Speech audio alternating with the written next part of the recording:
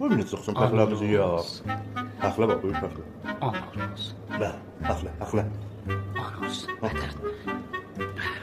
Yoxu görəm mən. Yok baba. Paxla yeyirəm. Necəsi billəmi? Yox, hardaydın? Mən Hardaydın? bizim söz getmişdim ailəyə. Cinə həmin o ayrı yerə getmişdi. Getmişdim ailəyə.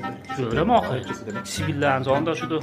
Fərq eləmişəm. Çox fərq eləmişsən. Cavanlaşmısan. Hə, yox, Mənim cavanlaşmısan. o çox adam tanımırdı. Sibilçilər yeyir. Yox, cavanlaşmısan. Qoca. Olur ya. Paxla satıysan. Ha, bax sən yekələm, onu deyirəm. Paxla adam yekəldə. Paxla yeyirsən, yekələsən. Şahsız ataysan, xanım bizə bunu. Aha. Xanım deyirlər, çox paxla yer. Yox. Eşitdin də? Yox. Xanım deyirlər. İbrahim Tatlıses. Hələ çönə Həzrət Fərahəmdir basana. İbrahim Tatlıses'in bir sevzalı yeri konseri koymuştu. Sən. Ha baba. O fal çok iyiydi her gün. Yox, sənin səsin yaxşıdır. Mənim Mənim nəzərimdə sənin səsin yaxşıdır. Önce haklar sesi açır beşer. Sizler de tavsiye ederim ki paxla yiyin. Paxla yox. Yox, çıxır. Qoy görəm. Ayrı məvarid Bir olmasın. dənə adamdan ver mən yeyim də nə olur?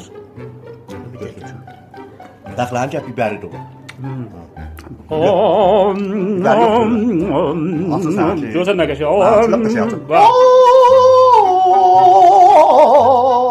Oh,